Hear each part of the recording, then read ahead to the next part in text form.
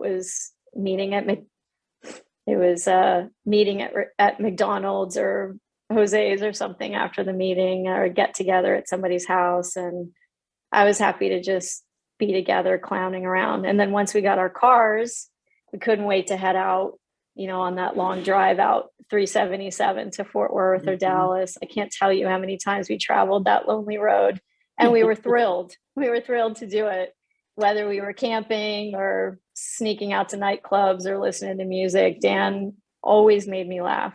And I don't know how to explain it, but I just knew he truly cared about me.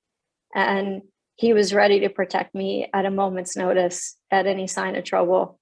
And I just feel so grateful that I had such a good friends for so many of my younger years. And, fast forward to now, we lost touch. I just always assumed that we would eventually get back in contact with each other. So I've missed that opportunity.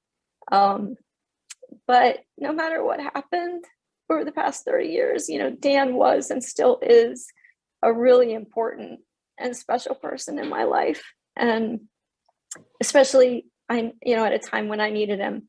And the history I have with him is a bright passage in the story of my childhood. So thank you, Yvonne. You're welcome, Katrina. And my love to Ted, please. Thank you. Thank you for your kind words. Yes, I'm looking at some of these pictures now of the parties. This is Lisa. I'll go next. It's because I have a similar things to say as Katrina, since me, Dan, and Katrina I kind of felt like we were a bit of a trio. So I had to write something down because I was afraid that if I didn't write it down, I wouldn't be able to say it. So Dan and I met when we were 11. And it was when my family moved to Granbury when I was a kid. And I was lucky, since our parents became friends, I ended up spending a lot of time with him. It seems like most Sundays we were having lunch at Jose's or K-Bob's. Dan was tall and cute and blonde, and I think I might have had a crush on him for those first few years. During meetings as a kid, I didn't dare look over in his direction because I was sure to wind up getting laughed at, or I was sure to laugh, and then my dad would pinch me because I was misbehaving. So he and Katrina and I, it was like, for better or for worse, we got through it all the way through high school until 1992, when we all graduated, and it was like the three of us. He was always the most entertaining of the three of us. Seems like Katrina had the best taste in music. And Dan was always the most entertaining of the one of us, because it seems like he always had some big idea of something to go and do. Yes. He always had the idea of something that we would go and do and drive around. And I was the one who always wanted to keep us out of trouble. And it seems like Mickey was the one who wanted to get us into trouble. I don't know, Mickey, if you're out there. Sorry, I'm just kidding around. But we were always having fun, driving back and forth. Oh my goodness. Oh, you're gonna make me cry. What a good picture. I got so many of them, guys. Oh my gosh. But we were always driving back and forth because we wanted to hang out with all those cool kids from Benbrook. We were going back and forth to punk rock shows, sneaking out. Katrina was the young one, so we always had to sneak her into the punk rock shows. Oh my goodness. Look at Carrie. Oh wow. And there you are, Kim. Oh my amazing. Gosh, you're so little. I know. Oh no. Wow. Oh my gosh. But he was always driving us around in that aqua blue truck. And then it was the 5.0 Mustang. Yes. Oh, that truck. And he was always blaring the Metallica or the ministry and all of that stuff. Yes. Anyway, but you know, the thing that I remember most about him wasn't the shenanigans and all of that stuff. It was that Dan was a true friend, and he always had my back, and he was always there, like no matter what kind of craziness was going on. And like from 17 to 21, it was a roller coaster ride for me. And I really needed people in my life who I could count on, and who weren't judgmental, and who were there for me, like no matter what. And he was one of those people. He was always there for me. At the drop of a hat, I could call him and he would be there. And I could call him up. And even though geographically we were separated, you know, for the last 25 years, a year could go by and I would call him and then later text him, and we would call each other up and we could catch up, and it was like no time had passed. Isn't that something? And the last time I talked to him was a couple of years ago, and it was just like, it was like we just caught all back up, and it was like nothing, it was like no time had gone by. And I regret that we hadn't talked in 2 years, but I'm really glad that we had that last conversation. So anyway, Thank that's all you. I have to say. Thank you. And he adored you too, almost as much as he did Aaron.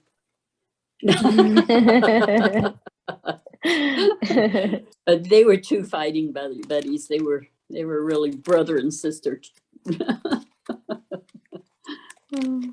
Thank you.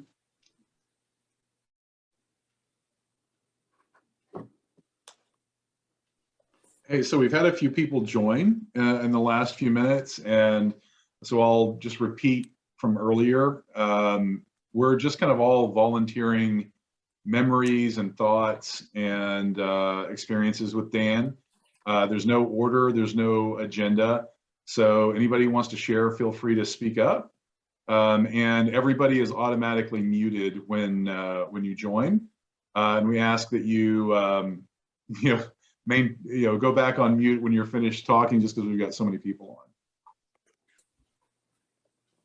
I'd like to say something if I can. Yes. Yeah, I remember Daniel when Yvonne first introduced me to him. She came over to me, and of course I was a year older than Dan, and I had a few friends, but not a lot of friends. My mom was kind of overprotective, if you know my mom. And anyway, I'll never forget Yvonne saying, you know, she'd like me to get to know her son. So I went over and introduced myself, and we started talking, and I got to go over to their house and got to spend time with him. And he was just so adventurous. He always had something in his mind that he wanted to do. And I'll never forget, we were at that house in Thorpe Springs, right there off of Granbury Lake. And he said, tomorrow morning we're going to go for an adventure. Basically, we took his canoe, or his dad's canoe. We loaded up the pellet gun, snorkeling goggles, fishing rod, some nets. I can't remember what else we had, but we had quite a bit of stuff. And he had already went down the river, so he was familiar with it. And not to say I'm not a country boy, but I'm not a country boy. I am now, but I wasn't then. And so anyway, he got me to the sandbank, and we were both too heavy, so the canoe was sitting on the sand. And so we had to drag it across this sandbank to get to the other side. And Dan, being the jokester and kidster he was, he said, put on those goggles and go down and tell me what you see. I'm like, okay. And I'm thinking, you know, he's not got anything planned. It's not a joke or anything. So I put on the goggles, and of course I go down to about maybe 7 or 8 feet deep. And all of a sudden, out of the murky waters, there's a thing that's got a jaw on it about that long with lots of teeth. I don't know how much water I swallowed, but I came up gasping for air, and he's just laughing. And I said, what was that? Because I'm thinking some kind of monster. He goes, oh, it's an alligator gar. He goes, there's a whole bunch of them down there. He knew already what was down there. And so I got to experience a little excitement but he was always full of adventure. I mean, always full of Mhm. adventure. I can remember us sneaking ones out of their houses and riding in cars and doing some stuff we shouldn't have been doing. Mine and Dan's association was on and off because, like I said, my mom was extremely overprotective. She didn't want me getting in a whole bunch of trouble, which really didn't help because I got in trouble anyway. But the key thing was with Dan, I'll never forget, this was years later. This was probably about 16 years ago, 17, I guess. He was working in the Dallas area, and I just started working for a air conditioning / plumbing company. And I was so proud about my job and what I was doing. And I'll never forget, I called him up to see where he's at. And he said that he was at this office, and I went up there and I went to the receptionist, and I said, yes, I'm here to see Daniel Jacobs. And she goes, Daniel who? I said, Daniel Jacobs. She goes, oh, you mean Mr. Jacobs? And I went, well, I guess so. I'm here to see Mr. Jacobs. Yeah. Wow. You know, he's come a long way. Me, I'm just a plumber. So anyway, he that came down. We GTE? had a good time. Got to Was visit that- with each was other for that a little GT? bit. Huh? Was that GTE? Can't remember. It was some office building, but Yeah. it was, you know, and then after that, we kind of lost touch because when you have wife and kids and life, Yeah. you know, and then different things that we had gone through. But, you know, we lost touch in 92 when everybody graduated. My family got an offer to go to North Carolina. And so we spent about a year and a half in North Carolina and about a year in New Jersey. And then we came back to East Texas. So I kind of lost touch with everybody. But I'll never forget all the good times we had. The little yellow green mini truck that he had. Oh, you got pictures. You've got to send me some pictures. Because it's because of Dan. It's because of Dan that I ended up getting a lowrider myself years ago. Oh no. Oh yeah. I went Do you the whole know he lowrider and- chase, he and except I did Mike- something a little different, Yvonne. I went with a car. Oh, I you. went with if you picture this, picture a 1985 Oldsmobile Tornado sitting Oh, on no. some Supreme SS 13s, white walls, roadster center caps, Oh, and no. slammed to the ground. My oil pan was about 3 inches off the ground. And I'll never forget, my dad got in the car. We're on our way to one of our meetings on Sunday. And I just took out the driver's seat and put in this Mazda RX-7 seat. And so it was he's sitting up here and I'm sitting down there. And my dad just looks at me, and I think I was 21, turning 22. And my dad just looks at me and goes, this is ridiculous. But I loved every minute of it. I've loved my lowrider. I loved my car. I'll never forget all the times we had fun in that truck. And he and Mike Vincent spent Mhm. a whole week putting up that boom thing, whatever. Oh yeah. Every police knew him in town, right? Oh, it was fun. It was fun. Yeah. You get out of the car and you'd have to go like this for a little bit and go, I know. but I had good Oh, times. thank with them. you. Thanks. Well, and Dennis. one last thing too. What? You know what's funny is me and him were the same height until he went to high school. Then we went to high school. All of a sudden, the next year, it's like I was going like this, and I was going, "You're a year younger than me." But you see my dad. I'm taller than my dad, so I'm okay. Yeah, that's a Yeah. good thing.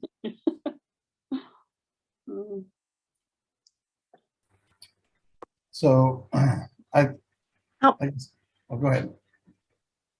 Oh, I was just going to ask Nick or Jason to talk because he spent so much time with them and loved them so much. Putting them on the spot. I see you, Nick. I unmuted him. Oh, He's ready to go. Am I talking on there? Yeah. Hello? Somebody hi, there? Nick. They're there.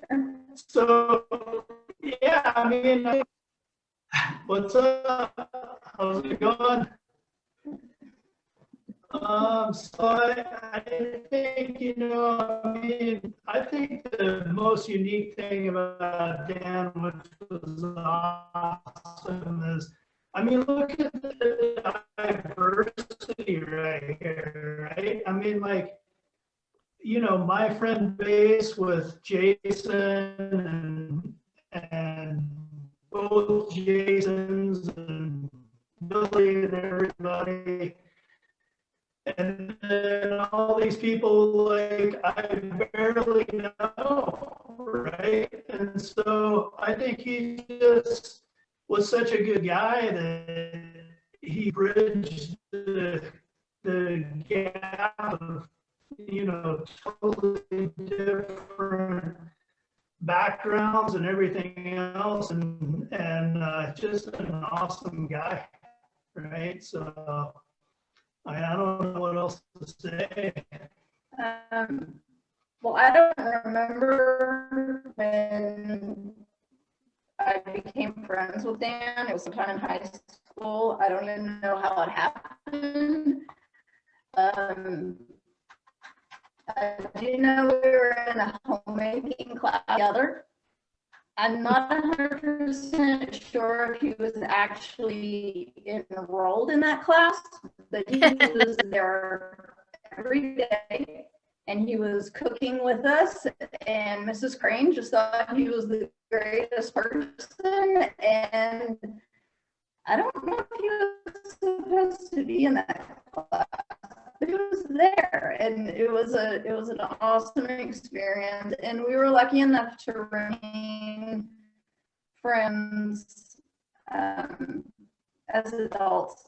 And we went and saw him in California and took our kids to meet him, and it was great. And he will surely be missed. And he was just such a sweet guy and friend to everybody. Like everybody remembers that awesome green truck with the huge base. That was like totally Dan, right? I just the pictures that I have of him just going like, Yeah. like this constantly, you know. I mean, just an awesome guy. Definitely gonna miss him. I wish, I guess to me, the whole thing, like, just teaches you, you should keep up with people more. I mean, you get busy in your own life, and you just wish you would spend more time with your old buddies. I mean, it made me reach out to Jason Butler, who's on here somewhere, and all my other buddies, and be like, hey man, we should, get together, because, life's short, man. I mean, I think, just you feel like you should probably reach out to people you hung out with in the old days, because they know you like no other person knows you, right? So. And that's true, I think, without talking, and this is brought together. And yeah, I wish I would have known her. And he was just like, I wanted to do, and it. Yes.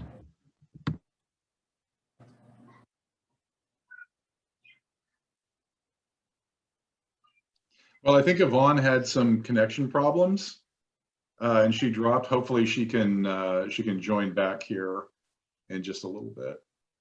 But I think David, you were going to speak? Yeah, so Dan and I didn't know him when he was younger, but we started working together 22 years ago. We started on the exact same day at Right Now Technologies. And I remember when I first met him that we had both started. They took us into this classroom where they were doing this big presentation, and we were both sitting in the back, and they were showing people how to debug some computer language that I had never ever even heard of before. And Dan and I were sitting there kind of staring at the screen, and because he's always very funny, right? He was always joking around, and he looked at me and he said, "Do you have any idea what they're talking about?" And I mean, we had only been there an hour, like both of us had just started an hour ago. And I said, "I don't have any idea what this is." And he said, "Me either." He said, I think that we may have made a really bad decision." And I agreed with him. And but that started off a friendship that lasted many, many years, and everywhere throughout the company that we would go, or that I would go, I'd always convince him to come join me and to, come to consulting, come to these different areas. And, one of the things, you're talking about how sincere he is and how real he was. In the office in Dallas, I had a 9-year-old daughter, and I had a 9-year-old daughter. Her name was Mariah. I have a 9-year-old daughter. She was 9 at the time, daughter. And she would come to work. And I don't know how this got started, but she considered Dan her boss. And so every time she came to the office, Dan would go through this huge effort of creating all of this work for her to do. And she would park herself under his desk with crayons and all these papers. And she would work, and then she'd bring him the work, and he would look at it, and he would approve it or make her do it over again. And from that point, for years and years and years, when we worked right now together, every time I would come home, she would ask me how her boss was doing, And he just made such a tremendous impression on her life and on mine. We shared a lot of times together. I mean, hundreds and hundreds of stories that I could go through because we worked together for so long that the memories are, even though I'm so sad that he's gone, I feel so privileged to have spent that time with him, and that he was able to not only impact my life, but my family's life in such a positive way. And for that, I'm eternally thankful.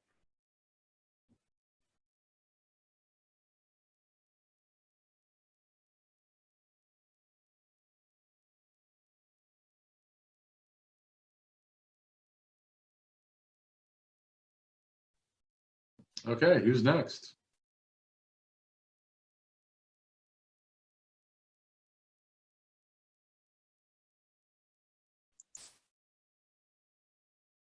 This is Randy Endeman. I'll go. Very nice to meet you all. These stories are both funny and touching, and I think they really speak to the guy Dan was. Unlike a lot of you, I didn't know Dan that long. I knew him for about 18 months or so, but he was my right-hand man in sales. And so we spent a ton of time together, mostly on Zoom, much like I'm getting to know all of you. But whenever I met Dan a handful of times in person, right before the pandemic started, and he was just a great guy. And so I want to tell a quick story. I think you all find it funny. I hope you do anyway. I sure do. I have a couple of notes here because I didn't want to burst out laughing while telling it. But obviously, many of you know Dan was a car racing hobbyist, and his desk chair, the one he sat in, was like an authentic racing chair. I never saw the bottom of it. I presume it was on wheels, but in any case, one day, it must have been a Monday, because that's the day we had our weekly one-on-one. We were bantering and going on, first 10 minutes. Hey, how was your weekend? What'd you do? What'd you do? And he mentioned that he had spent a few hours fixing some sort of gasket on this chair. And the gasket had snapped, and that had prevented him from reclining. And so he had purchased this new gasket, I think off of eBay or something, and he had spent some time that weekend to install it.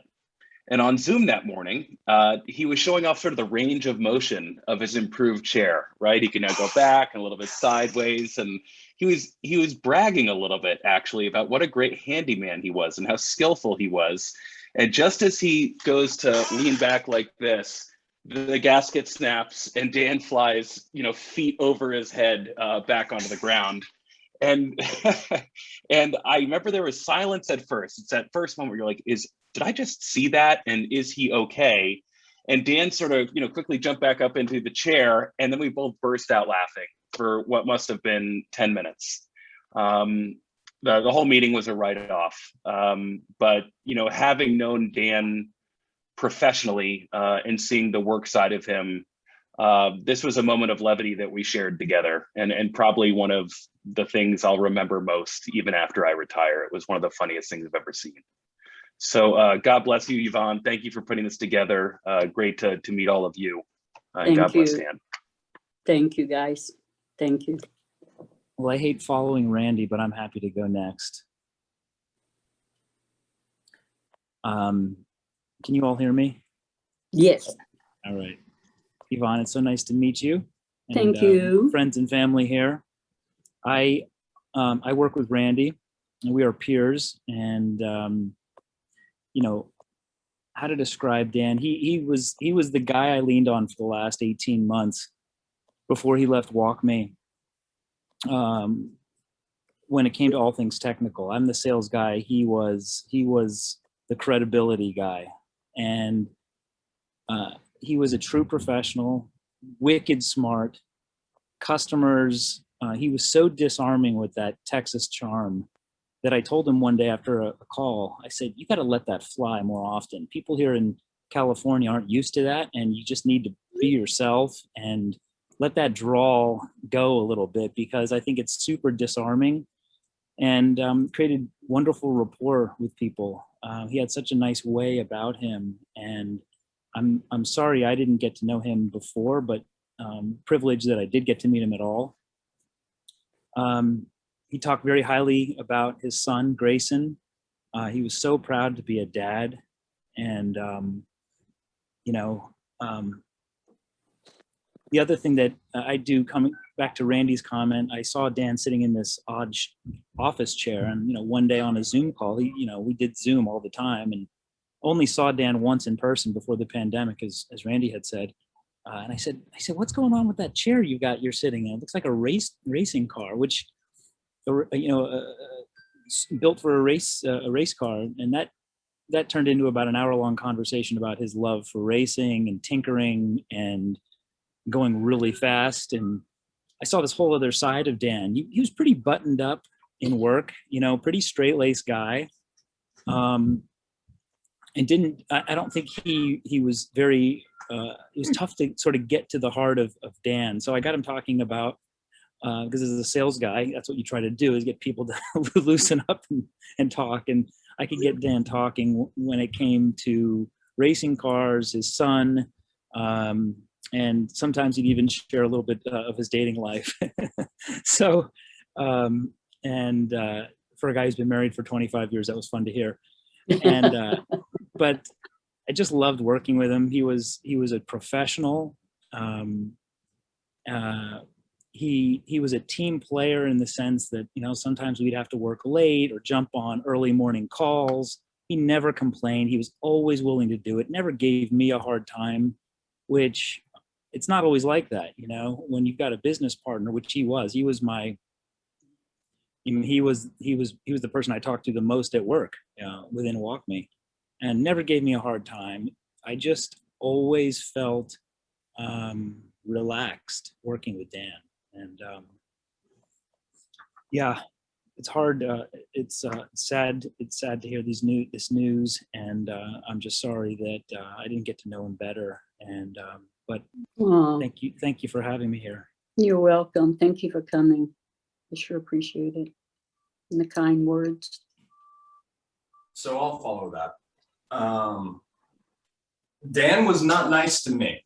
Oh! My first day at work at RideNow Technologies, the sales guy started saying, "This is the guy you want to be." So I basically go over, try to emulate him. He picks up on what I'm doing. This is hard. And I remember one of the first things he made me do was wash his car. No! By cleaning, I wanted to kind of be him in the role that he was in. So he abused that relationship horrifically. He took advantage of me. And I loved him for it. He'll be missed. So funny. Oh, he dated a bunch of my friends too, which was super awkward. But besides, it was. That's how you know we love Dan here. We've known him for 17 years. Yeah. After for a while, they became like best work friends, and we started getting into shenanigans all together, and we loved Yeah. him enough to introduce him to my maid of honor and for a little bit, and another one of my best friends, and you know, we were just close throughout the years before we had children, and then he, you know, went off and moved to California. But these guys, they followed each other around. If they couldn't hire Greg Ryan, he would offer Dan Jacobs up instead. They were kind of each other's work clones and spirit animals to each other. So we love Dan. He would come to visit back. He'd come back to Texas to visit and stay with us and hang out with the kids. Oh, I remember he came in like 3 years ago and stayed with us. And I was headed back to work after maternity leave, and I didn't have a babysitter. I had to go to a job interview. I was real stressed out. And he goes, "I'm right here. Let me have the baby." And I'm like, I don't know. But he had spent the week with her. He like knew how to get her to smile and laugh and how to change the diaper. And I mean, I think that's the last time we saw him. But he was always such a blast. I have 100 amazing stories. So we love you, Dan. oh, We're mad thank at you. We're you. mad at you for leaving us too soon, but we I love you. know. Thank you.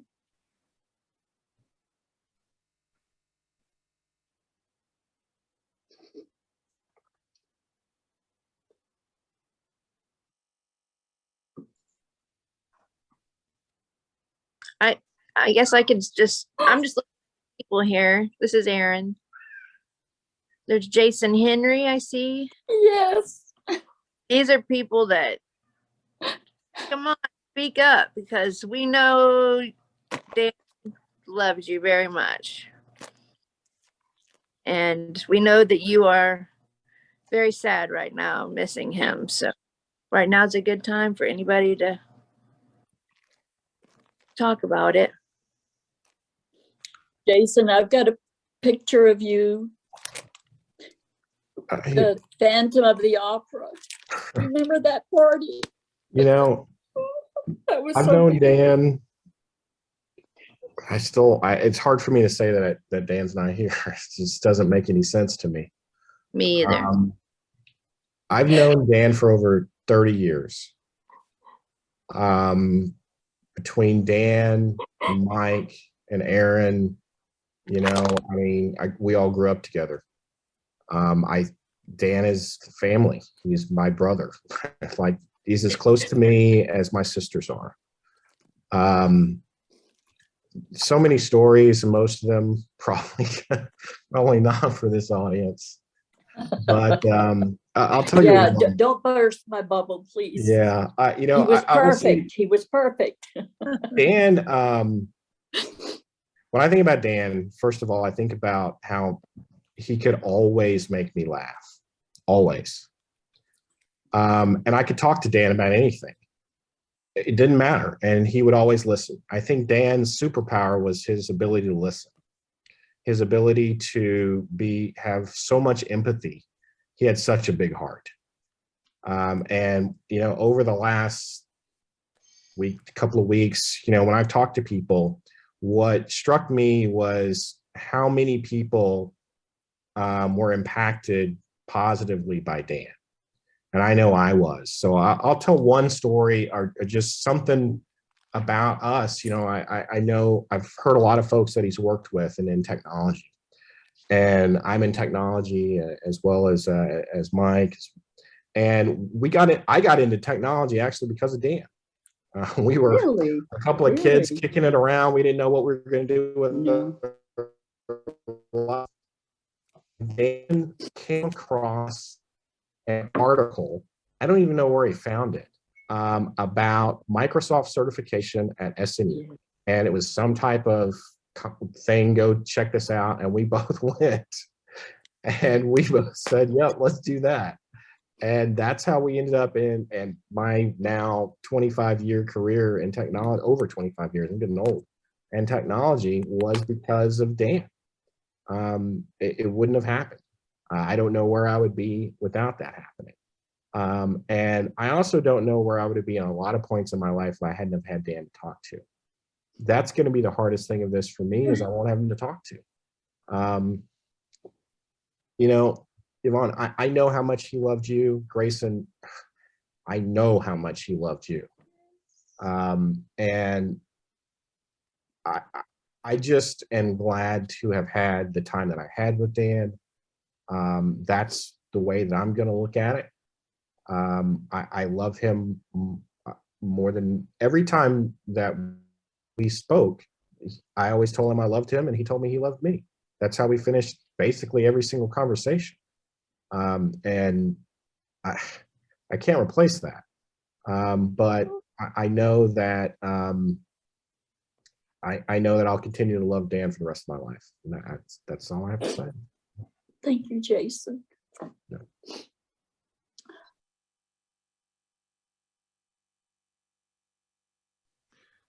I just want to say something else, you know, to follow on with Jason and Grayson while he's still here. There was Dan was a prideful guy. Like he took a lot of he had a lot of pride in his cars, you know, his job, himself, all of that, but his terrible guitar playing. But there was nothing in this world that Dan was more proud of than Grayson. And he would talk about, I mean, every time there was a track meet, I heard all about it. I heard what, you know, what he cooked for what Dan cooked for the team when they all came over. I heard how Grayson performed. It was Grayson, Grayson, Grayson all the time. And not just, you know, when he was in high school, even after Grayson, you moved to San Francisco, he talked about you constantly. Dan and I would meet up in San Francisco because I was working there, and he would come up occasionally for Walk Me, and we would meet up, and all he would talk about is Grayson. And, you know, he had so much love and so much pride in you. And I know you know that, but it never hurts to hear it again. If I can say one thing on this, I haven't got to meet Grayson in person, but that is the thing I would like to say. You know, I only knew Daniel in person since February, but Grayson, I almost feel like I know you. Daniel loved you so much. Of every subject that he talked to me about, you know, of course, cars and, you know, the home that he had built, you know, with y'all as a family, and so many things, and our shared love of his mother, Yvonne, and things like that. Like, one of the things that I admired so much about Daniel is that my kids had a stepfather for like a dozen years, that my two boys, that never tried to connect with them in the way that that I assume from what all I've heard and what I saw, that he, you know, tried to connect with you as you were a little boy and your whole life. And I know, like Mike said, that you already know this, but just know like what an amazing blessing that is. And I would say to Daniel, wow, like my boys never had that, you know. I mean, that is just like, that actually is one of the things I loved the most about Daniel, truly. You know, all these things, yes, he was like the funniest, most loving person I knew, and just so many things. But yeah, I was in love with him, but he loved his son. And that is what Yvonne knows this, what really stole my heart was the way he loved his son. And, you know, and he kept talking about moving back to Texas, but I can tell you, Grayson, that, you know, even though he would say my family, my friends are in Texas, yeah, his family was in San Francisco. His family was Grayson. And that's why, you know, he wasn't ready to move. I think that was one of the biggest reasons, Grayson. So just know, like, from all these people, and I only knew your dad since February, you know, but how much he talked about you, how important your life was to him. And there are ways that he expressed like that he felt like he failed you, and various things we talked about. But I know I was a good dad. Nobody's perfect, but that's the one thing I want to say. I have so many funny stories, even though I've only known Daniel, you know, in such a short time compared to most people. But since I see you, just want you to know how much your dad loved you and wants the best for you in life.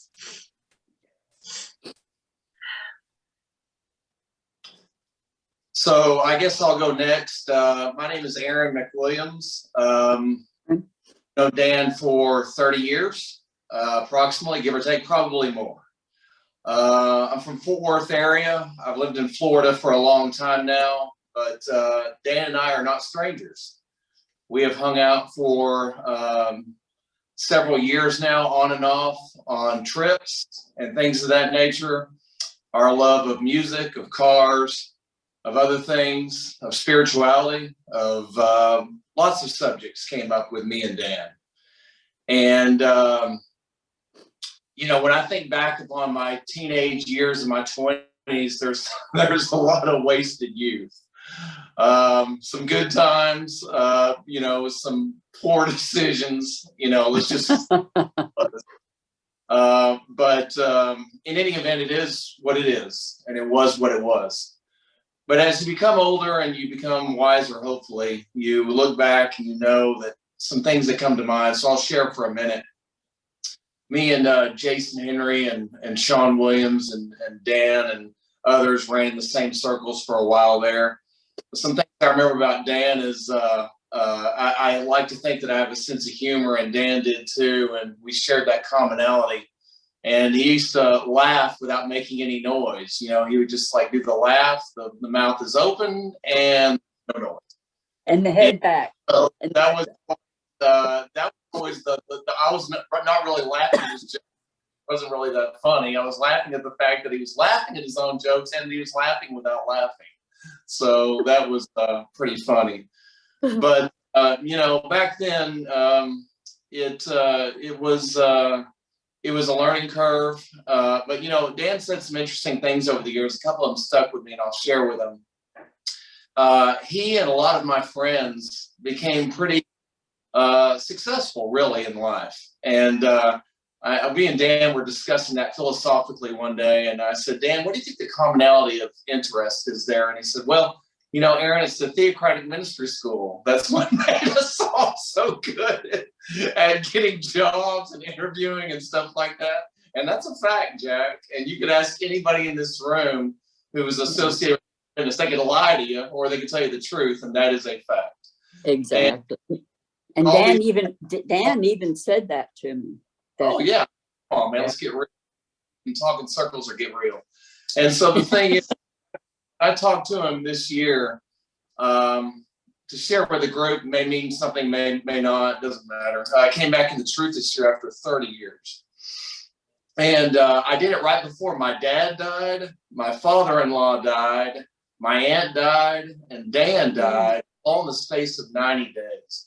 And tough year. And that was right behind a really tough divorce. So the thing is, I know deep down, and this is what I believe, that Dan will be asleep for a minute and then he'll awake. And I will be looking for him, but you will find him first, Mom. And so when you I'm do, gonna smack him in the head. That's right. And so when you do, tell him that this. I'm looking for him right behind him. I just got to look for my dad first. So, We'll join you. We'll that's join you. I believe, and that's what keeps me going, and that's what I know in my hope. So Dan was a good man. He was a complicated man, but aren't we all? I was a very complicated man throughout my life too, and I didn't get to see him when I went off to college for a few years and did some other things, but we reconnected in about '05 forward and took several trips together. And Grayson, if you're out there, I don't know you from Adam, but I know that Dan spoke of you often and he loved you, brother. So the thing is, just know that he had a agape love, he had fatherly love, he had all the love for you. And just know that that was bestowed upon you because he spoke of you all the time. And I share purpose with all these friends tonight, and that's what I have to say. Thank you. Grayson, I want to show you a picture, one of my favorite pictures. You know, Daniel before, and I've told the story, Daniel before he married was kind of nervous. You know, he'd say, you know, I don't know if I could love another a child, you know, really? And I said, Daniel, I said, you give it 3 months. And I said, you will love this child as your own. And so my favorite picture is, and I hope you can see it, is the look on Dan's face with Grayson in his arms. That's sheer love and contentment. You were his child, Grayson. And he just loved you so, so much. He's so proud of you. He was. Everything you did. Thank you. You're welcome.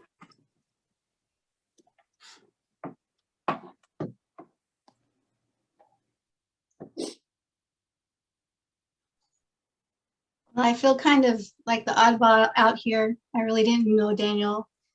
He was little, along with Lisa and Katrina and Aaron and all these other little ones. But I remember Yvonne so much. And so when Yvonne told me about Daniel, it broke my heart. And I wanted to be here to support his mother and all those that are hurting, to let you know it's been wonderful to hear all these stories. They're just getting to know him again, because he was little when we left, with all the other ones. But I've enjoyed being able to hear some of these stories and what a larger than life person Daniel was. And I can't wait to meet him and see that when, you know, for myself, hopefully soon. Thank you. Thank you, Steve. I adored your mom. We had so much fun, all of us. Well, there was a lot of good memories back in Baton Granbury, but that's been a lot of years ago. Yes, it was. It was.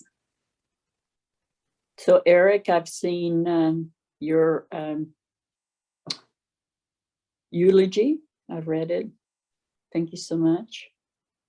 Yeah, I this has been really helpful for me. You know, I miss Dan. I didn't know him. I don't have the length of relationship, but he and I started at Walk Me the same day, and we, you know, I think he joined Walk Me to be in San Francisco so he could go see Grayson. That's what I'm I think so. out of this whole conversation. But yeah, I think he just lit up when he was around people. He was just such a social guy, and yeah, we just had, you know, I feel like I know him better kind of through this experience, but we were close, and I talked to him often. I know the pandemic was really hard on him. Very difficult.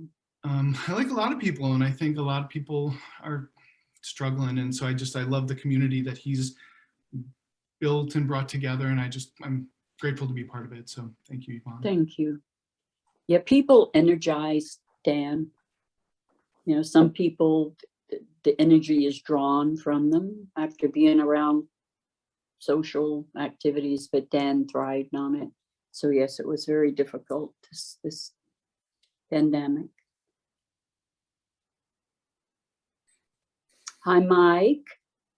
Hi. You just slipped right on in there. I did. Sorry, I was a little late. I got actually stuck in traffic up in LA. So okay. Sorry about this that. This is Dan's half brother, Michael Winger, and his wife. Hi, Erin. everybody. Yeah, thanks everyone for jumping on. As Yvonne will tell you, I've known Dan. Well, what was it? He was what, 6 weeks old? Something like that, 6 weeks. Oh God, yeah. I was about 8.5, 9.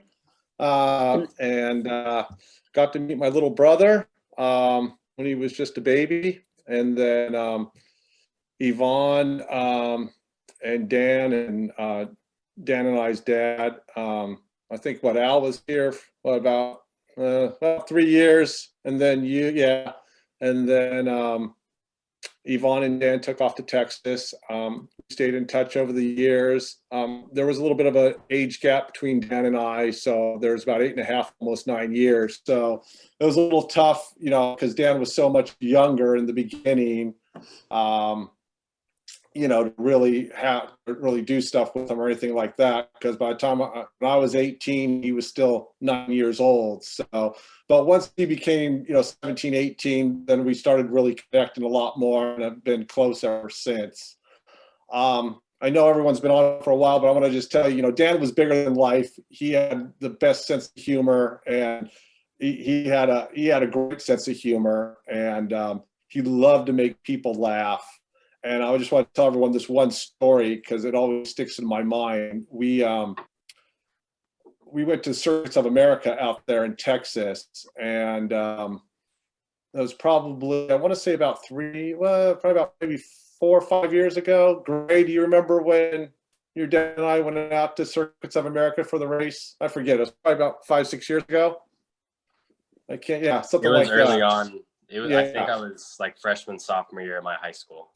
Right. So, so we go out there. We had a great time, and we're coming back from Circuits of America. We're at the airport there, and can someone help me? Who's from Texas? What airport's by Circuits of America? Does anyone know out there in Texas? It's Bergstrom. Yeah. Austin Bergstrom. Our big, it's at the. yeah. Yeah, it's the big.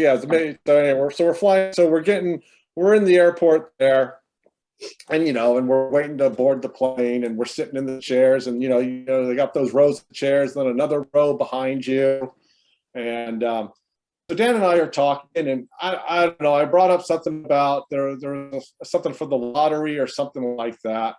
So, I say to Dan, I'm all, so we start joking around about the lottery. I go, hey, if I win the lottery, you're set, I'll get you this. And I said, if you win the lottery, what would you want? And he goes, I'm buying the SpaghettiOs factory. And I was like, what? So I'm starting to bust up laughing. I'm all, the SpaghettiOs factory? Why? Why would you want to buy this? He goes, I love SpaghettiOs. So so we start going off on SpaghettiOs, him and I have a pretty good sense of humor too. So him and I'm not kidding you, probably for about a half hour at the airport, we are laughing our what's off, just cracking up. I'm literally in tears because I'm laughing so hard, and we're going back and forth.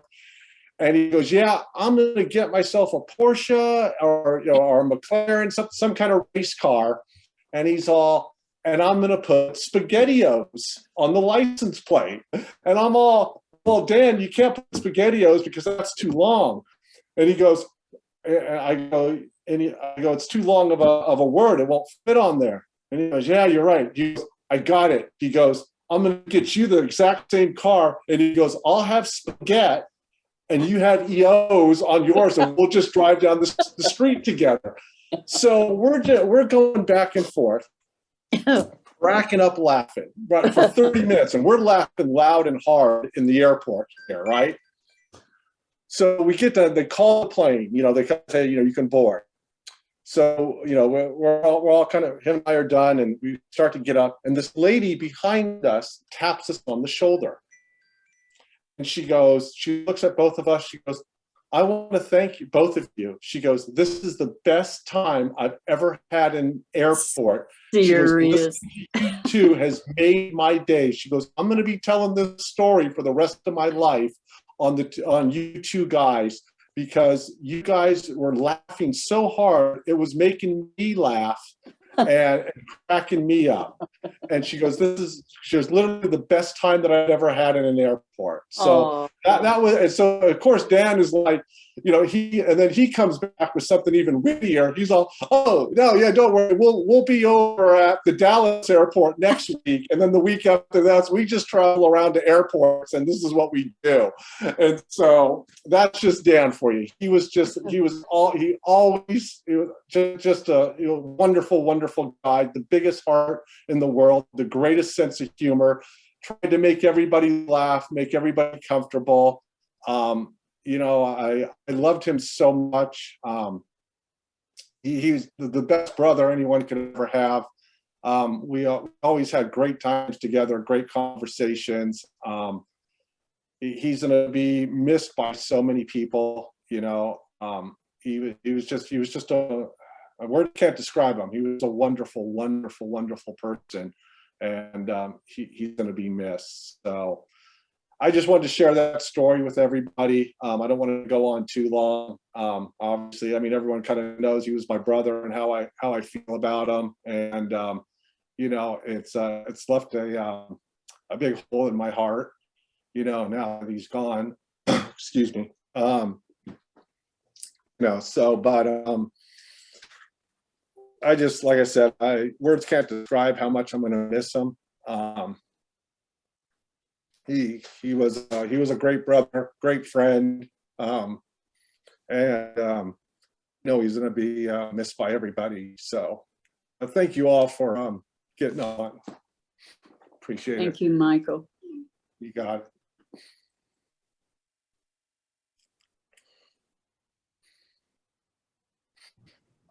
I don't have a specific story. Can you hear me?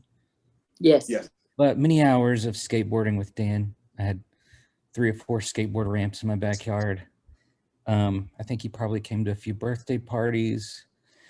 He was really good at peeling out in his Mustang. Lots of donuts. Yeah, we were just dudes doing silly stuff, skateboarding. Yeah, so many good memories. I don't have a particular story, but I just wanted to say that. Thank you. Hey, Jason. Were you there? Were you there, Jason? With oh God, I wish I would have had those pictures. With when his hair was blonde and you guys were doing the ramp. Yes. Oh, I've got those pictures. Jason, Yeah, I was looking at them. Jason, can you hear me? This is Lisa. Oh, hey. My sister and I are converting some 8mm tapes right now. We haven't received them back yet, but we should get them back in a couple of days. And we have some footage, and I think we probably have some with you and Dan on them. Oh. Yeah. Possibly. We'll see. We'll let you know.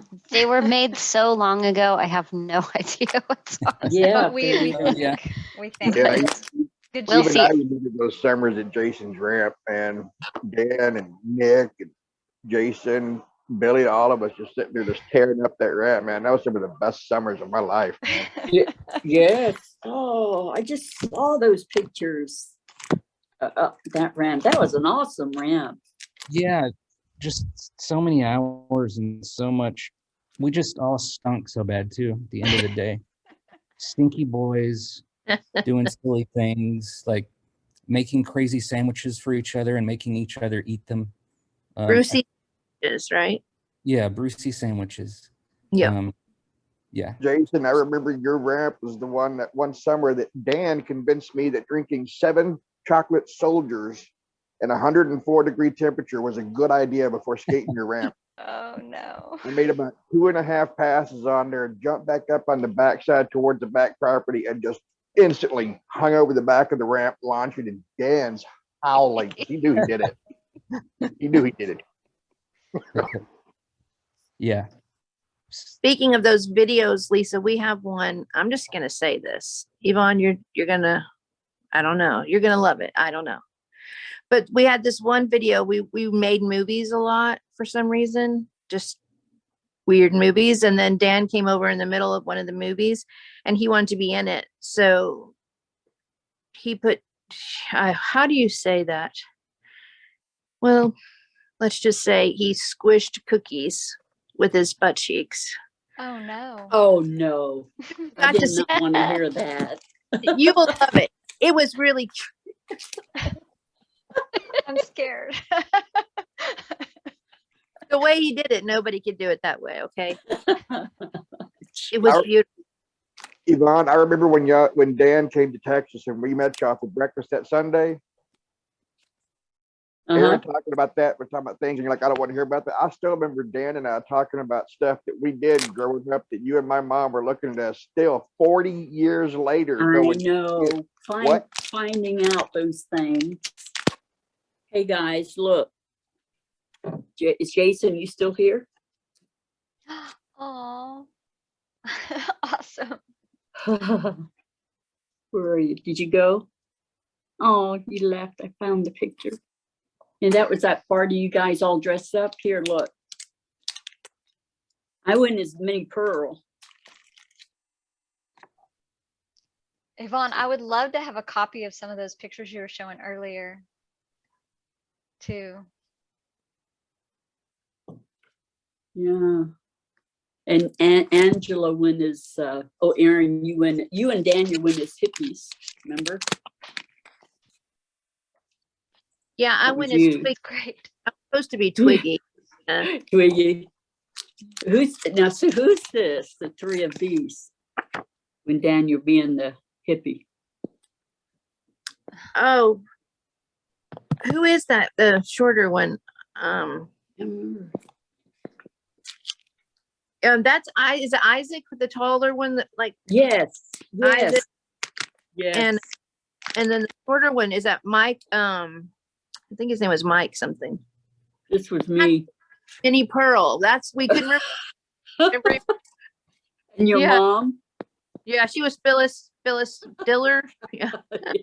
That was such a fun party. Oh, Yeah. I wish I could find that skateboard ramp. I have time. I sent some to Jason. Oh, you did? Okay. Yeah. Okay. So Will Haynes. Hello. You have to unmute. There we go. Hello. Hi. How are you? Okay. Good to see you. Known Dan long? Dan and I met Dan when I lived in Pecan Plantation and went to Oh Grand dear. Valley. Were you And, one of the ones that burned the ties as well and ran through Oh, yeah. the Maybe. orchard? Maybe. I've heard about those days. No, Dan was great. He was a couple years older than me, and we used to play a lot of music together and ride skateboards. But my fondest memories is riding to school in that green and yellow truck that he had, and all the fun we used to have riding around in it. Yeah. Yeah, that was some truck. Yeah, it was. Thank you. Oh, no problem. He's deeply missed for sure. Yes. Yeah. So Lisa, nothing?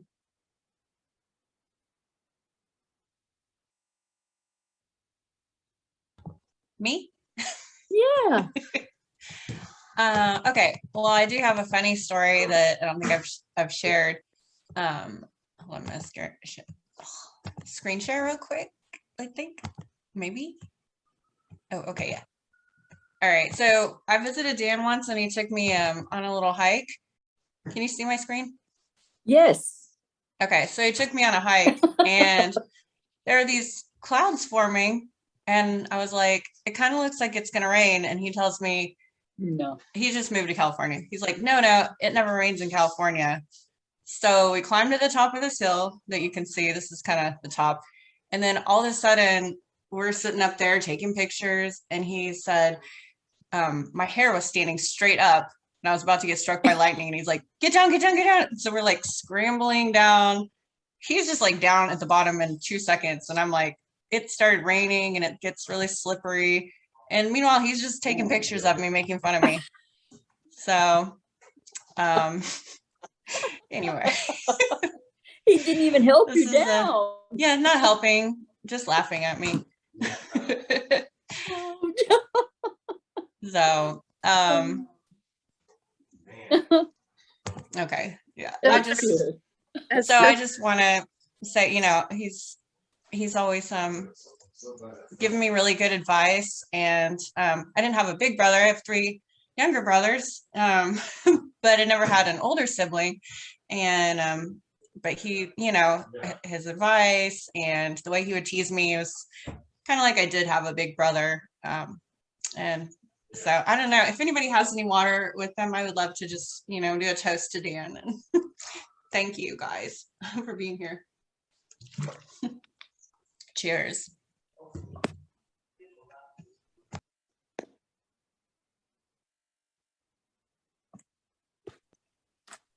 And thank you for putting it together, Lisa.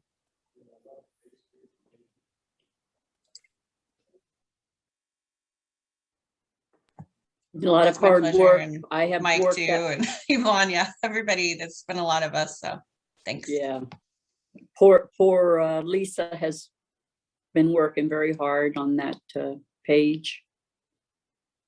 And Michael, I can't thank you enough for what you've done to help me through this difficult time. I didn't know what a probate lawyer was. I didn't know what to do with his Porsche. Mike has been there, stepped in and helped me where I had no clue as to what to do. And then my brother Jack and his wife spent Jack 4 and Elaine 2 grueling weeks out there with me. We had so much fun. One minute we were strangling each other, and next minute we were hugging and crying. But I did get you to the beach. We were 5 miles from the silly beach, and it was so busy, everything we were doing. I said, I cannot let you guys go back to Texas and say I was 5 miles from the beach and didn't take you there. That was our mission, to get there on the beach.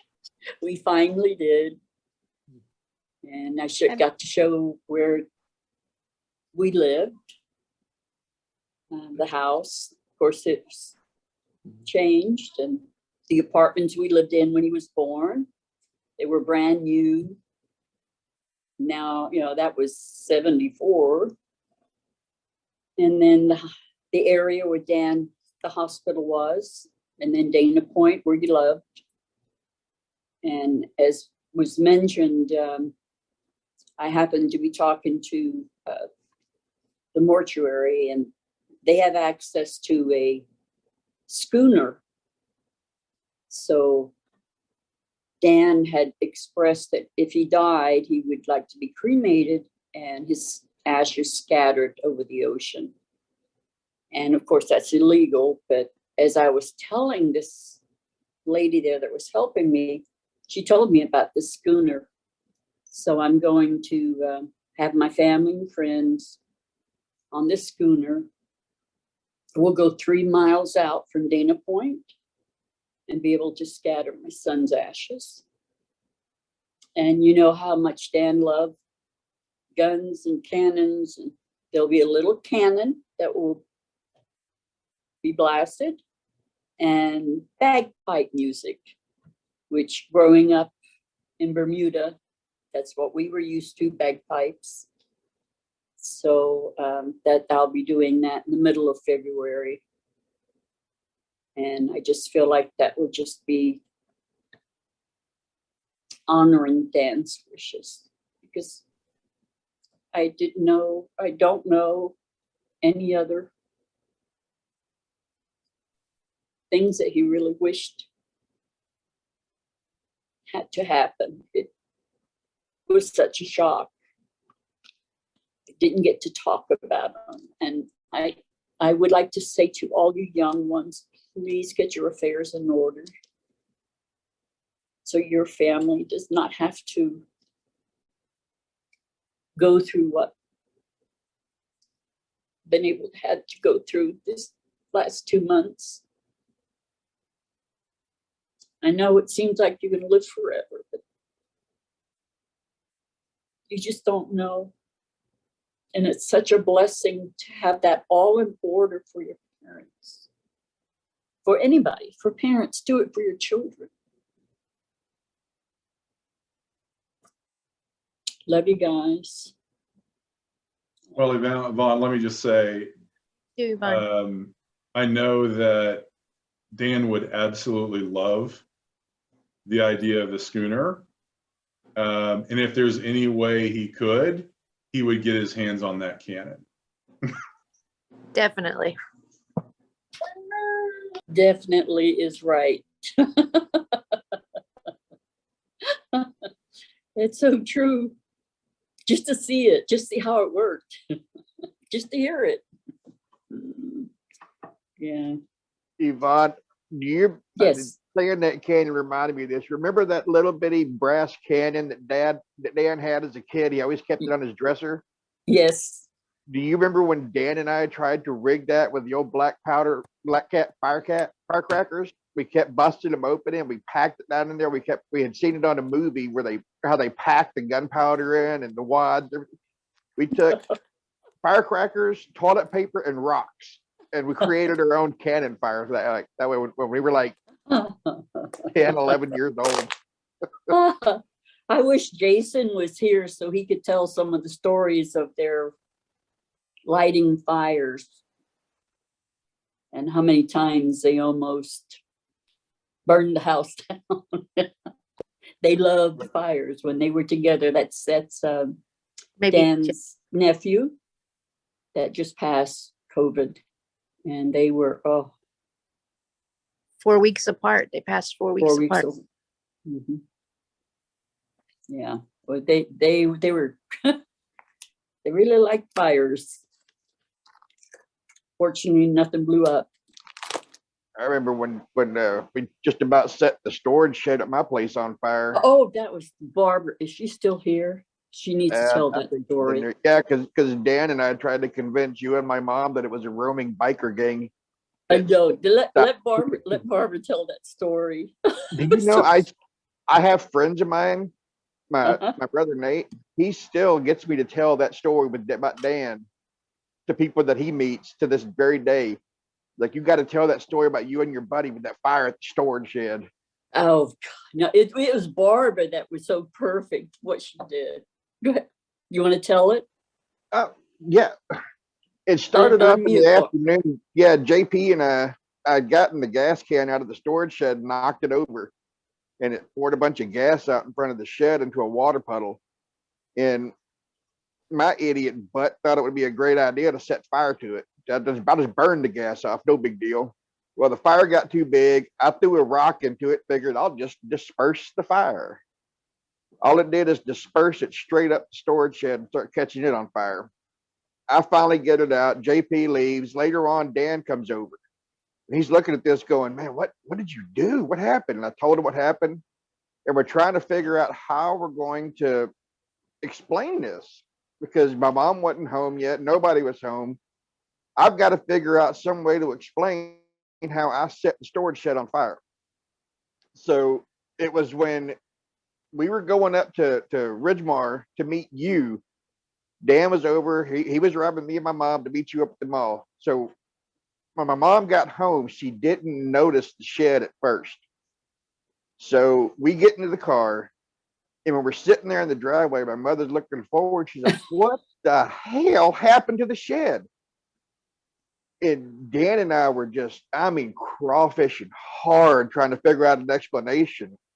And the best one we could come up with was the neighbor across the street told us that he seen a roaming motorcycle gang pull up in our driveway, set fire in front of the shed so they can cook them some supper. And it got out of hand. Okay, let Barbara finish. Let Barbara finish it because that was so good. Barbara, you unmute and you finish it. They thought they were so smart. Unmute. We can't hear you. Oh. He remembers better than I do. Oh no. Go ahead, let him finish it. Okay. Go ahead, Dave. We were sitting there in the driveway and we pulled that little whopper out about the motorcycle gang, and Mom was sitting in the driver's seat. She's like, well, that didn't beat all. We go all the way to the mall. She never let it go any further. And I remember Dan and I cutting glances back and forth to her like, holy crap. She bought it. She believes this. We got away with it. Oh man, yes. We go the whole night. It was a Friday because Dan was staying at my house that weekend. We go the whole night. And I think didn't you bust us with a surprise as well? Because I know my mom was there because she lets me and Dan go the whole night thinking we got away with the story. We're sitting back in my room playing video games. She comes up to my bedroom door and looks at us.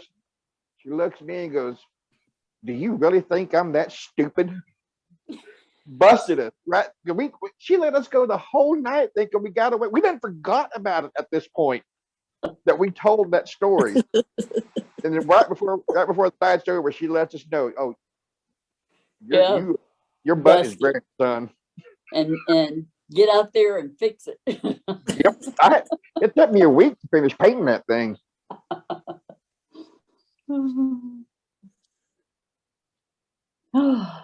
So Laura and Josh, hi. You want to just say something?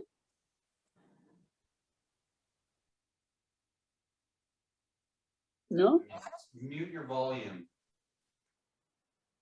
All right, we're gonna make sure we're not.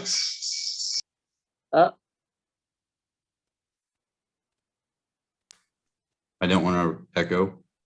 Okay. Yeah. I didn't know Dan as much as I would have liked to. But I had a. Oh no, I can't see my face. But I mean, he was, like you guys were saying, a big ball of energy. You know, he was certainly loved. I ran across this picture, which I decided I might share with you guys. I don't even have. I have something similar, but not that one. Oh my Well, word! It's in my make copies of stack, so I'll make sure you get that. Thank you. Anything you want to say? And Laura? No, it's been, I feel like I've gotten to know him a lot more. Oh, whoops. Hello? Hello. I feel like I've gotten to know Dan quite a lot through these different memorials we have. But yeah, I mean, just echoing what everyone said, that he was always a joy to be around, and always at our family get-togethers, he, you know, had everyone laughing and, you know, crying, laughing. And I just remember getting together at the Oasis with everybody when he, you know, sort of first announced that that he had a son, and what he was all about and how cool he was. And he was definitely smitten. And just the last time I saw Dan here at my parents' house where I am for Thanksgiving, I remember how excited and passionate he was to be working with Walk Me, is that the app? Was so jazzed about that and was showing me photos of cars. And yeah, he's just always been a ray of sunshine, and he'll definitely be missed. Thank you. How about you, Jack and Elaine? Anything?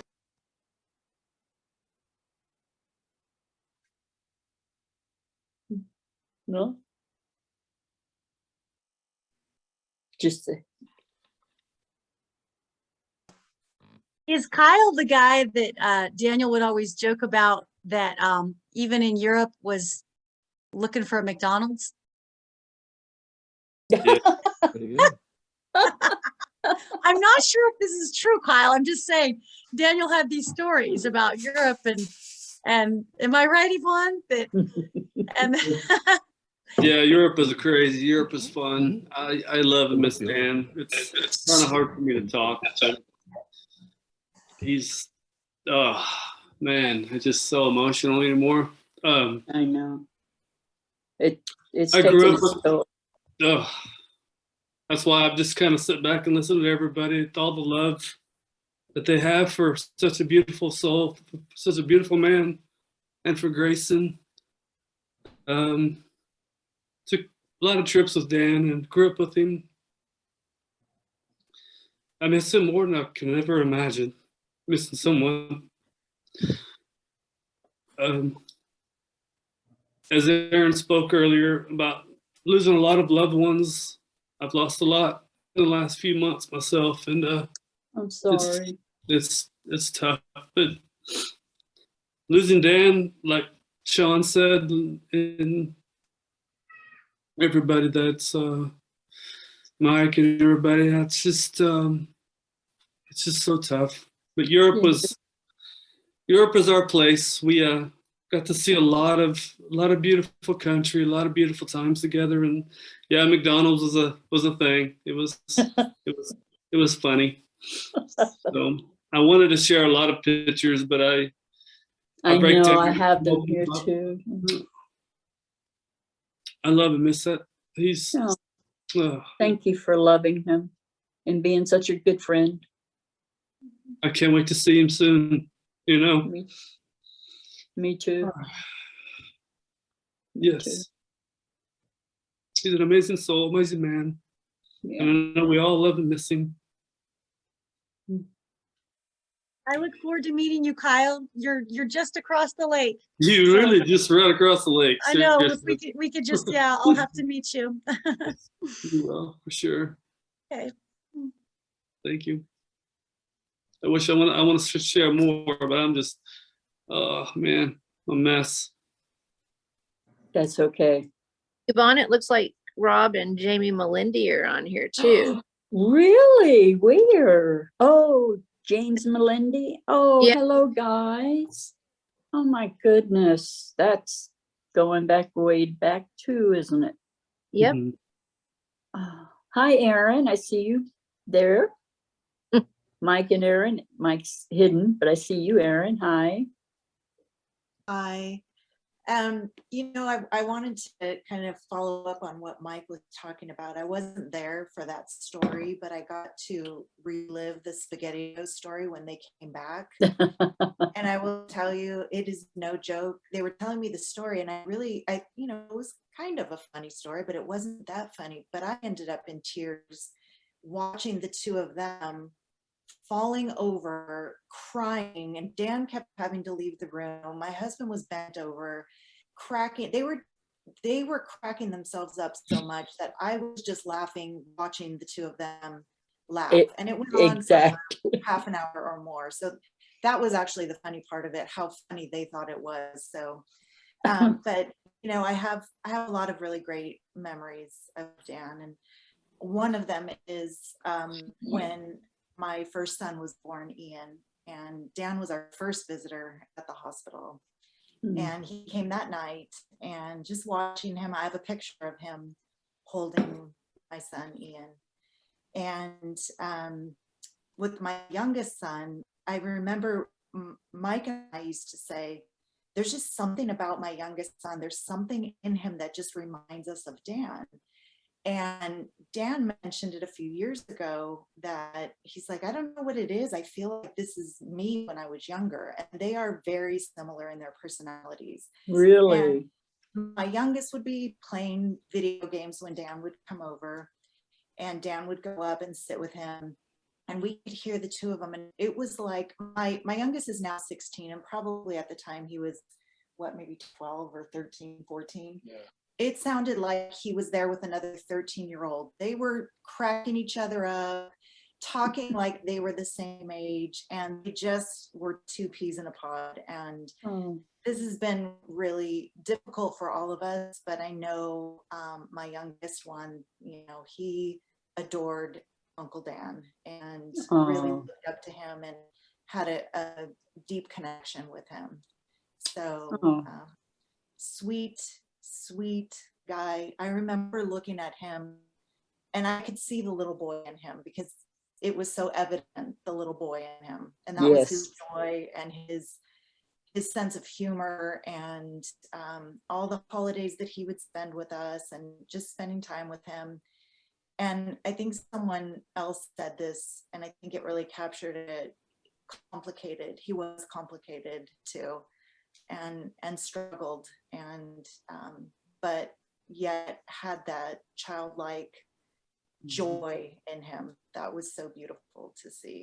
And we miss him very much. No, thank you.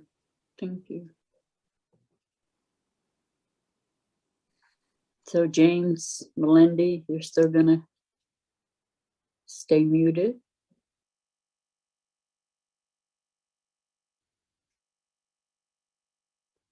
How about you, Jonathan? Hi, I'm Phil. I'm Dan's cousin, and just like pretty much what everyone said, he's always been a joy whenever he's been at family gatherings. It's really tough losing him and Jason back to back for our family. So thank you all for your support. The two of them were great friends, and they both cared about family. They both were always the first to, join up if someone was like, hey, we're getting the group together. They were always the first ones to show up, and always ready for a good time. If I would say something about my relationship with Dan, he was quite a bit older than I, so I didn't know him as well as I would have liked. Didn't really get to know him growing up as much. But I can think of a couple of times. There was one time when, he offered me to let me drive a rental, which I've told that story. So another time when he read one of my poems and he wanted to make it into a song, and he was like, hey, it was kind of a dark poem, which I think kind of fit his music.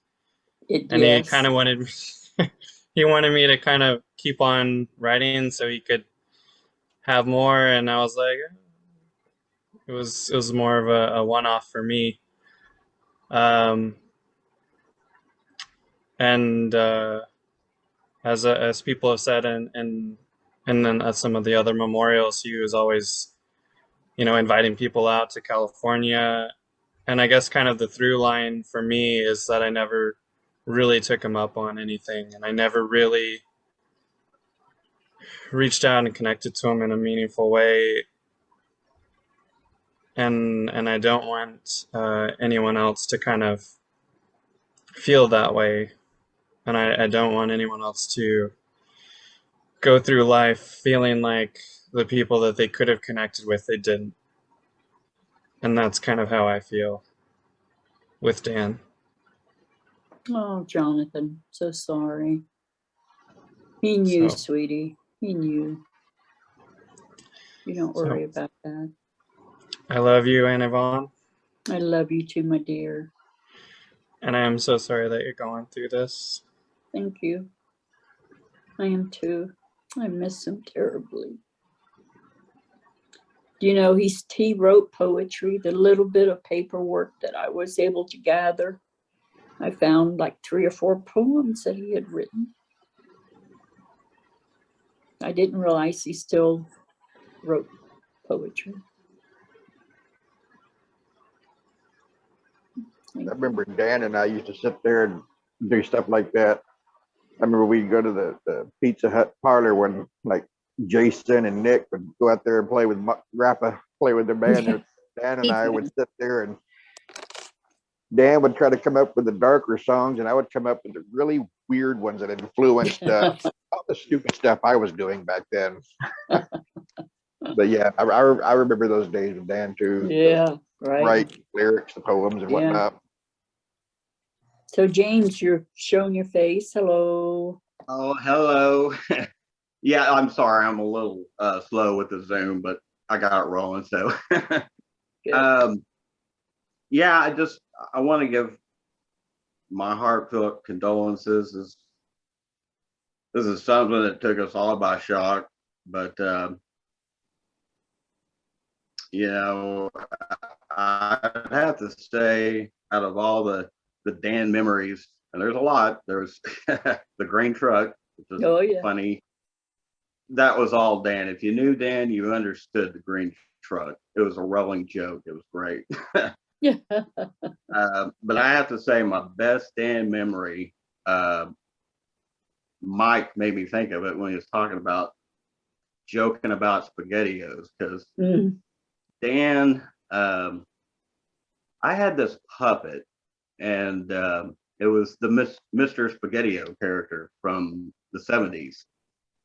And Dan, just when he would come over to my place, he obsessed with that puppet. He'd play with it, laugh, and I would say it's about maybe 10 years ago, he came into town and I decided Mr. Spaghetti-O had to go to Dan. So he ended up with the Mr. Spaghetti-O, and that may have been his obsession with Spaghetti-O's, that doll.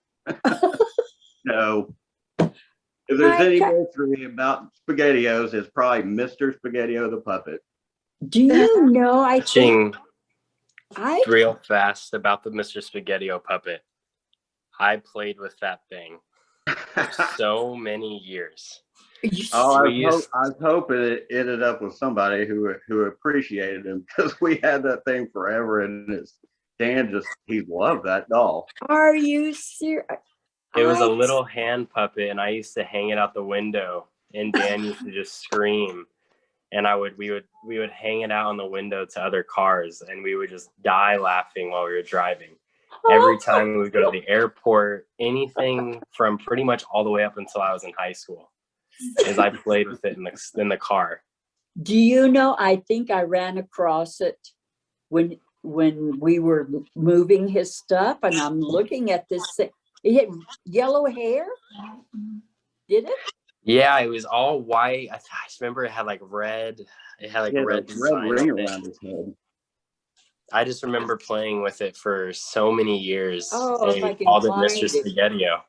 Oh, if I can find it for you, I'll let you have it. Oh my God. Yeah, because I thought, and I'm going, what in the world is this thing? That's awesome that he still had that. No, yeah, we played every time we were in the car, he would pack it. It was like my favorite thing for a good couple of years. Oh man. Oh, that's such a treasure. Okay. When this stuff arrives, I'm able to it was all packed up for me. I couldn't pack it up. So I'll look for it. Now I know where it belongs. Oh, that's too funny. You needed to talk. I knew it.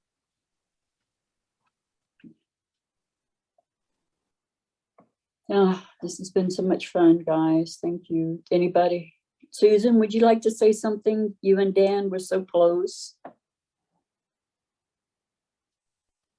I love Dan. My children love Dan. My dogs love Dan, and my husband loved Dan. We just love Dan, and I can't tell you enough how sorry I am for your loss, Thank Yvonne, you. and Thank for your you. entire family. But this world is not the same without him. No. But I know I'll see him again. So thank you, and thank you for being you guys. I just can't thank you enough for loving him as much as you did. And I have so many memories. He just adored. I was just your making family. dinner the other day, and I had okra with our steaks. He loved okra. Who knew? You know? Yeah, exactly. You just loved okra. Just so funny. Yeah. Yeah. Thank you. He was a joy. Yeah, he was. Does anybody else like to say something?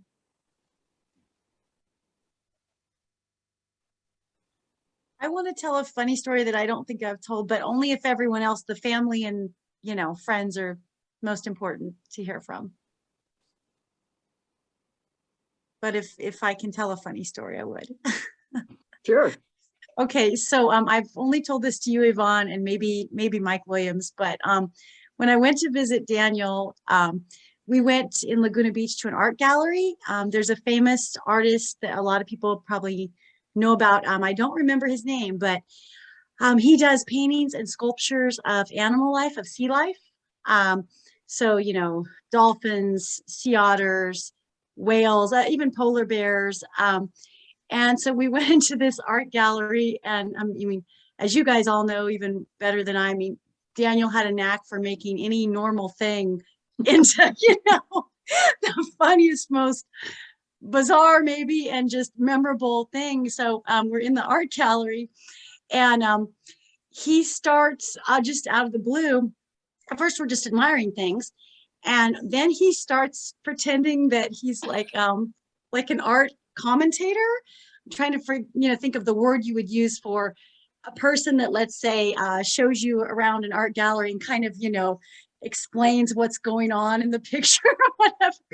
And I mean, talk about, you know, like you guys all know with him, I mean, just the laughter. I mean, I had to pee really bad and I kept like falling to the floor, you know, and then he would get on the floor and just, you know, at one point we were almost rolling on the floor, and because he's cracking himself up.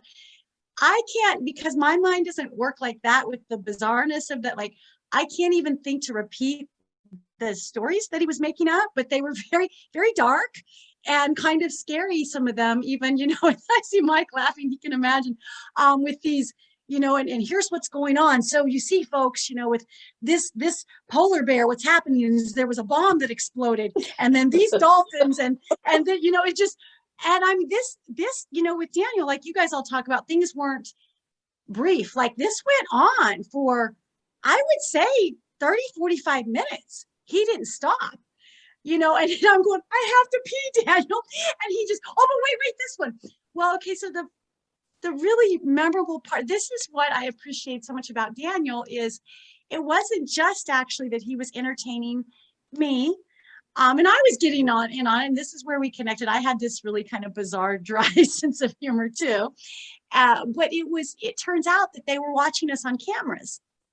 And so when at one point, a lady who works there, she walks around the corner and she's like, looks like you guys are having fun. He's like, oh yes, you know, then he's like being all proper, you know, and this man was such an amazing artist, and he's just being all, you know, and we're trying to hold it together. And then she'd go around the corner, he's just like Daniel, you know, just face in the air, just, you know, and just laughing so hard. So when we got ready to leave, finally, we get up to the front and the lady says, I have to tell you that we have never been so entertained in here on the cameras.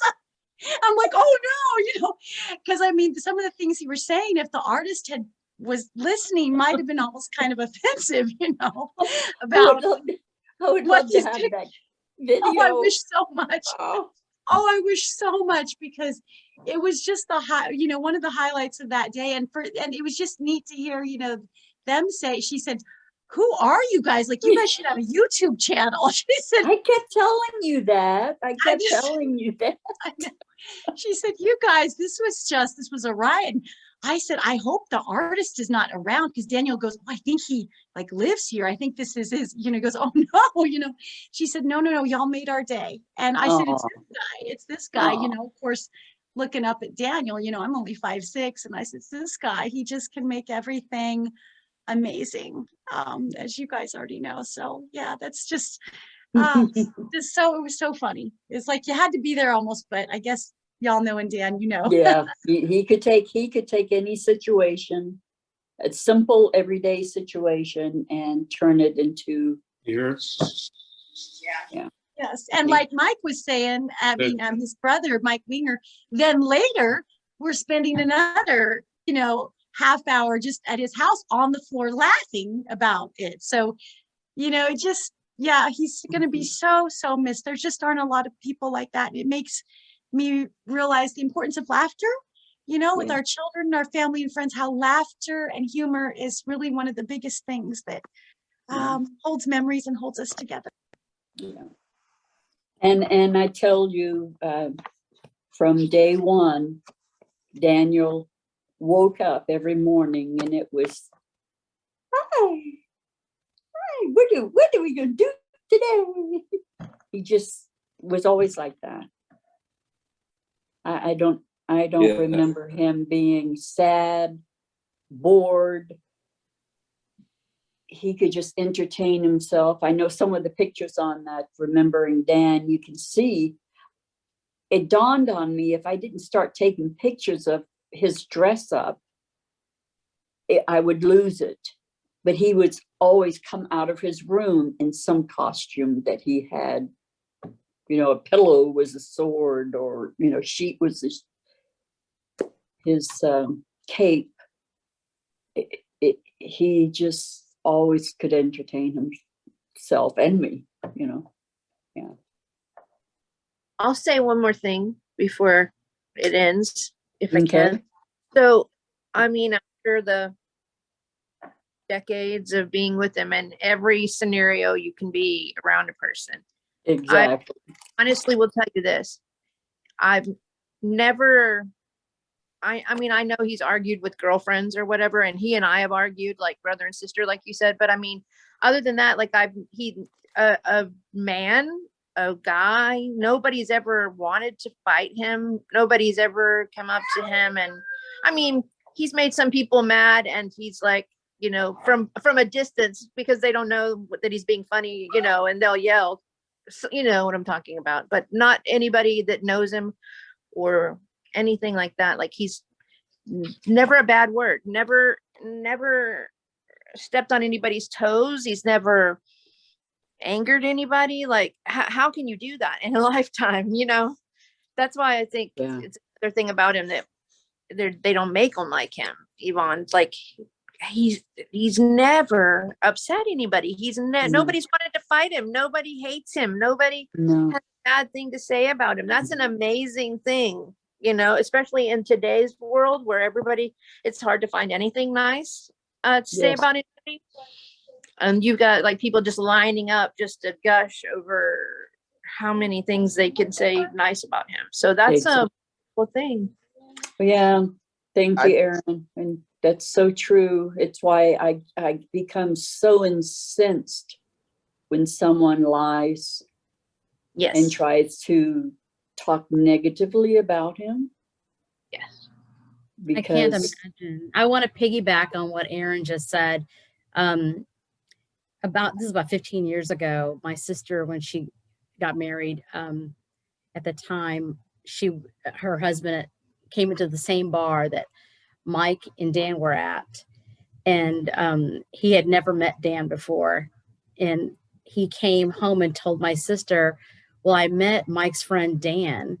And my sister said, and what did you think of him? And he said, well, every guy in the bar wants to be Dan, and every girl wants to go home with Dan. So, never. That's exactly right. I think that sums it up. So yeah, that's what I was trying to say. There you go. Oh, that's beautiful. Without a doubt. And he didn't know it. That's what was so sad in a way. I think he knew the girls wanted to go home with them. Yes. Well, that, yeah. But I do recall there was one guy in high school that got crossed at Dan. Wanted to have take blows with him, but I don't know what Dan said to him, but he convinced him it was me that said it. Oh no. So I've got somebody I didn't know who he was coming at me wanting to knuckle down with me or something. I have no idea what you're talking about, dude. And oh, Dan's around the corner on the mat laughing.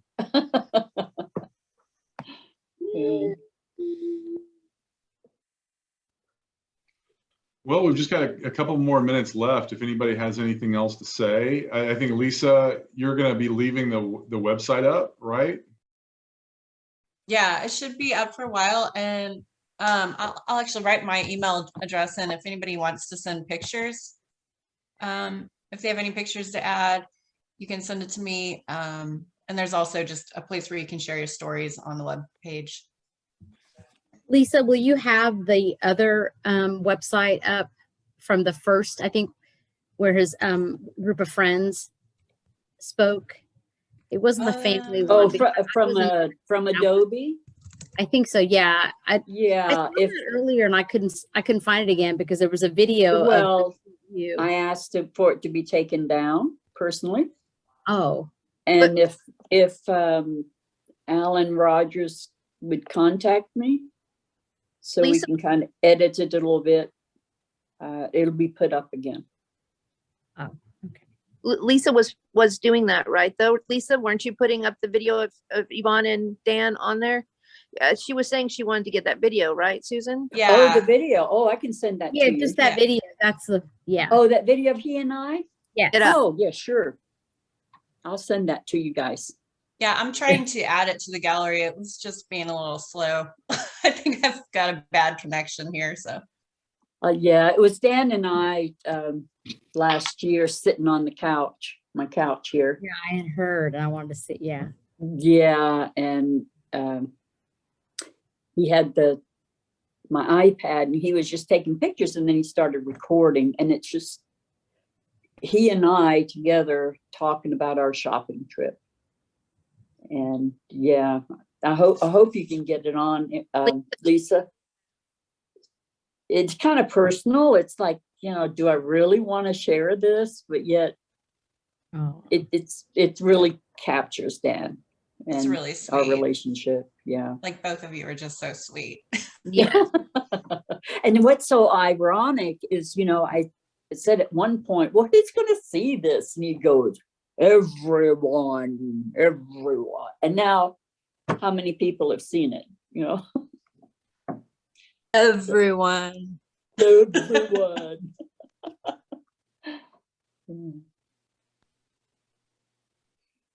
So yeah, if anyone wants to see it, just contact Lisa and I'll send it personally to you, or when she gets it up on that page. We're going to keep that page particularly, and maybe the one for Adobe. All of his co-workers from Adobe did a beautiful video memorial, and then we had a family one. So this is my third, and I've enjoyed each one, learned more and more about my son. You know, every mother thinks their child is perfect. Well, I'm convinced he was. I do too. So I thought that was pretty neat that he also had really expressed to you how much he loved Dana Point when you went there with him. That really, I was like, oh, every time. Okay, that's so neat to know. Every single time he was like, you got to go to Dana Point. We're gonna go to Dana Point. That was his thing. Yeah. And it's just a harbor, you know, but that was just so special. Yeah. Dan always loved the water though. I mean, I remember summers getting the canoe out in the Brazos, going down the river, sinking it and throwing it. When Dennis was here, he was talking about that, getting in the river. Yeah. That one time it was Dan, Dennis, and I. What? And we were all going through the 35. shallow waters with it. And Dennis had jumped out of the canoe, and he actually got sucked up underneath it, and we rolled the canoe over him. And Dan and I are thinking, oh, how are we going to explain this one? Ew. And then Dennis just jumps up and starts laughing, and Dan are like, yeah, we meant to do that. Was that fun? It worked. Yeah, the skiing, I was able to teach him skiing, how to ski, and lots of jet skiing on that lake. So we had a ski boat, then we had a bass boat. That was really fun to ski behind. And then a bass buggy. We would have a group of kids on the boat, and Daniel followed behind with the jet ski and would park, and my husband's dad would make homemade ice cream, and of course we'd pack lunch, and the kids would take turns jet skiing. Fun days. Here's one for you, Yvonne. I still remember that camping trip we all took when we were little kids when we lived up in White Rock. And I still have the picture of you with that snake I was looking at the other day.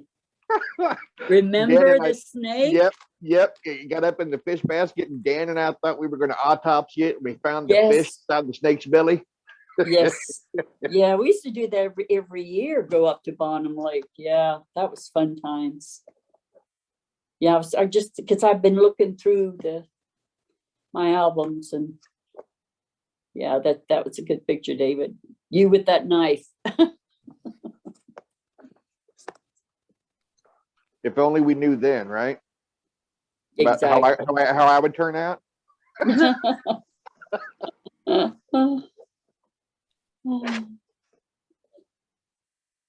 So thank you, Michael, for doing this for us tonight. Absolutely. And I've recorded it, so if for any reason I was about 10 or 15 minutes late in the recording, so if anybody wants a copy of the recording or whatever, it'll be there for a while. Oh, thank you. How would we access it? I'll put it in a cloud drive and give a link for anybody who wants. Oh, okay. Okay. Thank you, Mike. Will that link be on the memorial site for Dan? Sure, we can put that there. No Okay, problem. I would greatly appreciate that, bud. You bet. Thank you, everybody, for your commenting and just warming my heart to hear all the stories. I just, to see the faces, see all you kids grown up. I love you all. Angela, Carrie, thanks for being here. Barbara, didn't get to hear from you. Skipper. Love you. Love you, Thank girlfriend. We love you very much. I love you guys. I've always called Dan my little brother, and like I've told Yes. everybody else, you're my mom too. Yep. So He's my- I'm here in Georgetown with you, Mom. So if you need anything, you can always call me too. I know Dave. Oh, And that's all. Barb. And Angela and all you guys. Thank you. And it just shows how much Daniel really did love people and his family and friends, because so many of these people, Yvonne, I'm reckoning like names, like oh yeah, this is my friend. Oh, this is my friend texting me in Florida. Oh, he's really cool. We always talk when there's, weather things and blah, blah, blah. Like, I guess so many of these people, like it just, he really had connections with people that he didn't forget, and they meant a lot to him. Yeah. Barbara, did you want to say something? Yeah. Hi, Yvonne. I'm so sorry. I know we've exchanged a couple emails. I'm sorry. I'm a mess. That's okay. But yeah, I'm just so sorry. I knew Dan when I worked at Right Now Technologies with him. And we had a lot of really special times and conversations, and he loved my dog so much, and that meant everything to me. He was one of the only people I could actually talk to. I love airplanes and everything, and he was just loved fighter planes and everything. So we had a lot of conversations about that. We both played drums, so that was another thing. Really? We had in common. Yeah, and just every time he would come up to Montana, for his work trips and everything, the whole company was just excited that he was here. You could just feel the energy was different. Yeah, he loved that company. That was his babe. It was a family. I mean, we were really a family. Yes. And yeah, we just very grateful I had the opportunity to be with him and be around him. And thank you. He's just a beautiful soul, and we're all gonna miss him so much. Yeah.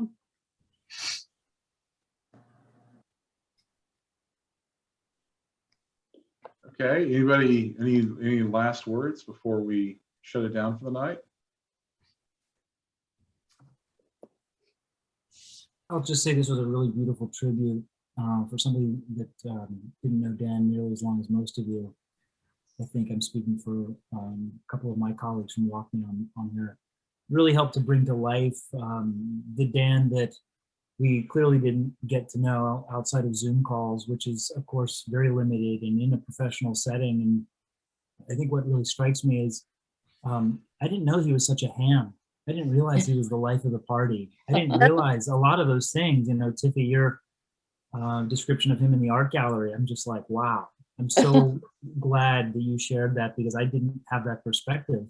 I just, I saw him from, again, this limited perspective that is work, that is Zoom calls. And I think I was only in person with him a couple of times, and it was in a work setting. So I really, I'm really happy to hear he had such a deep connection with so many people.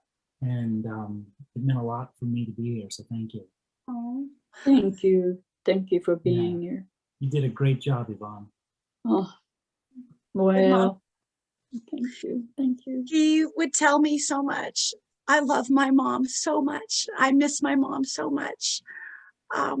Yeah, Yvonne, yeah, he is sad about the lost years with you, you know, and I'm so happy to try to be making those up. He just, he really was. I'm just so grateful that we connected again. We were going to come see you, and I never told you this, but you know, I had bought those costumes. You know, the alligator, that you wear, the alligator costume and the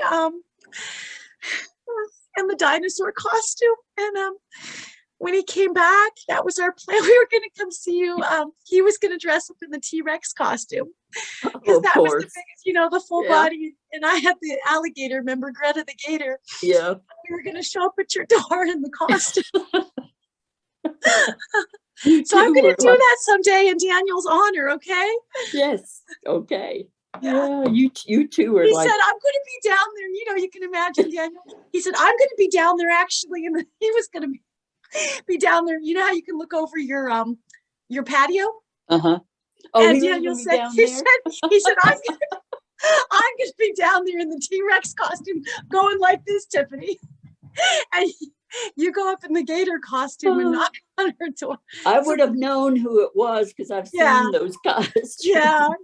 Like he just, you know, who else would do that? You know, I mean, that's how you know, he is irreplaceable. I mean, I'll never find another guy that would do those kind of things, you know, like, and just take such joy and pleasure. And like, yeah, so he was quite a man. Love you all. Thank you. We all love you too, Yvonne. And thanks to everybody. Thanks so much to all the friends and family and colleagues who joined tonight. This it's great to have everybody together and you know, get different perspectives on Dan. And yeah, the one thing that was consistent that he left an impression and we all loved him. So thank you all for being here. Thank you all. Thank you. Thank you. Thank you. Thank you. Love you all. Thank you. Love you guys. Love you guys. Love you. Talk to you guys later. Take care, everyone.